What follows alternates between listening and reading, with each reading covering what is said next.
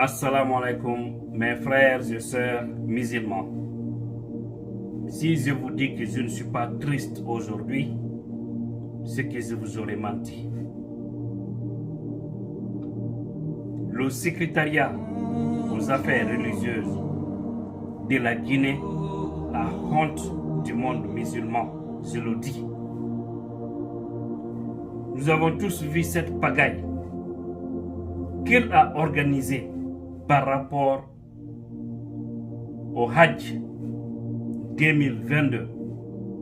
Nos pèlerins guinéens, combien de fois ces gens ont souffert? Certains se sont déplacés à l'intérieur du pays pour venir à Conakry. Ils n'ont pas pu voyager pour aller à la Mecque. Certains sont partis là-bas, ils sont à la Mecque, ils n'ont pas de guide.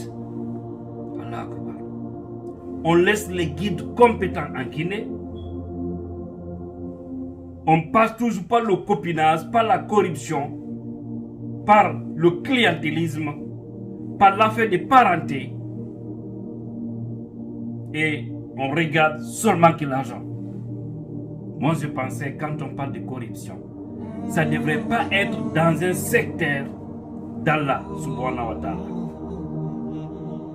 Les affaires religieuses.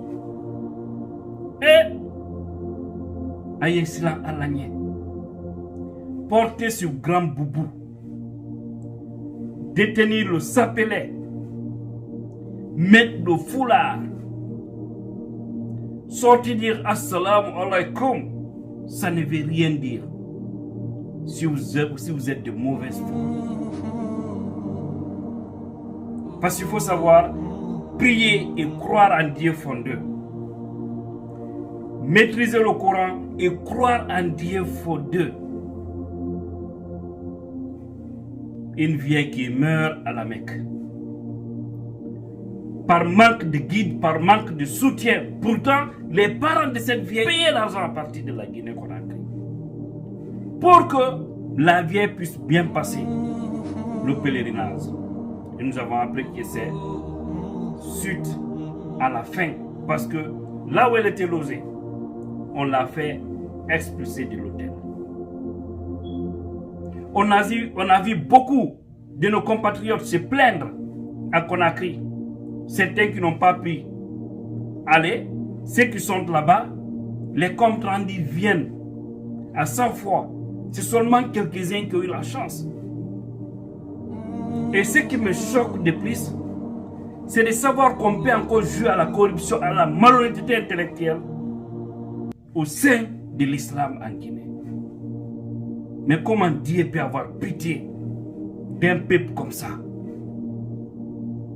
Des gens qui se permettent de donner des faux visas aux pèlerins. C'est du jamais vu. C'est du jamais vu. On peut blaguer avec tout sauf ça. Donner des faux visas aux Guinéens pour aller à la Mecque. Les gens se déplacent, arriver là-bas. On dit que vos visas ne sont pas vrais. On les retourne au pays. Allahu Akbar. Et la Guinée calme. Et Yimbe la Guinée. Et la Guinée Jama. Allahu Akbar. C'est vraiment triste. On a vu tellement des gens. Moi, il y a eu des gens qui m'ont contacté, qui m'ont parlé de leur situation, des gens qui ont cherché l'argent, qui ont tout fait pour enlever les parents dans les villages, pour les envoyer à Conakry. Même le problème de logement, c'était catastrophique. Comment on peut laisser des pèlerins, des gens qui vont à la Mecque, qui n'ont jamais été là-bas? Il y a d'autres même, pour les premières fois de voir une grande ville, c'est Conakry, pour la première fois. Ils viennent, la première fois de monter dans un avion, on les débarque à la Mecque là-bas. Il n'y a pas de guide, il n'y a personne pour les suivre. On peut faire ça. On peut faire ça. Moi, je pense qu'ici, comme la CRIEF dit qu'elle est prompte à traquer les gens, voici les bons dossiers. Parce que cette affaire de pèlerinage 2022 là, la catastrophe, c'est pas sans commentaire. Par conséquent, ces gens doivent être audités. Tous les responsables, ils doivent être arrêtés et interrogés un à un. Ils doivent, si le colonel Madi Doumbouya a dit au gouvernement de se mêler, de s'impliquer, c'est parce que lui-même il a vu l'échec. Mais ça ne doit pas rester seulement par la théorie. Parce que là, ils sont en train de saboter l'islam en Guinée. Ils sont en train de piétiner l'islam en Guinée. C'est pourquoi il faut savoir qui confier des postes de responsabilité. Surtout plus sensibles. Comment vous pouvez prendre l'argent des hommes pour leur donner des faux visas? Vous savez que les papiers que vous les avez donnés, ce sont des faux. C'est comme des escrocs, hein, qui font des affaires, prennent des gens en Guinée pour dire qu'on les envoie en Europe ou en Amérique, ou on les fait traverser vers la Méditerranée, on les donne l'argent et la plupart de ces gens-là ne sont que des faux. Et tu viens de fois, on te retourne si tu viens par avion. Hein? Ou d'autres, sur la mer, à un moment donné, ils disparaissent, tu ne les vois même plus. Et maintenant, on transforme cette malhonnêteté intellectuelle, parce que je qualifie comme ça, des gens qui font ça, c'est des personnes qui ont été à l'école, qui ont étudié aussi le Coran. Cette malhonnêteté intellectuelle, on nous transporte ça encore aux affaires religieuses. Allah. On peut faire ça. Hein? Ces gens doivent rendre compte. Ils doivent vraiment rendre compte. Et toutes les personnes qui ont versé de l'argent, ils n'ont pas été à la Mecque, leurs parents doivent demander des comptes. Il faut que vous demandez, il faut que vous réclamez votre argent. Vous ne pouvez pas laisser votre argent dans les mains. C'est pas parce que quelqu'un a un gros boubou qui parle l'arabe, je ne sais quoi, qui peut être une personne normale. Parce que ça, c'est... Non, c'est incroyable. C'est incroyable. Même au temps d'Alpha, malgré la pagaille, même au temps d'Alpha,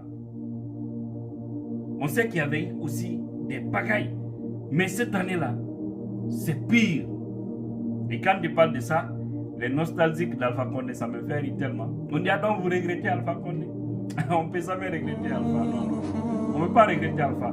Tout ce qu'on regrette, c'est de savoir que Dieu ne nous a pas encore donné un président qui peut vraiment avoir pitié de ce peuple, qui peut mettre une équipe patriote en place pour pouvoir aider les pauvres citoyens. C'est tout ce que moi je regrette.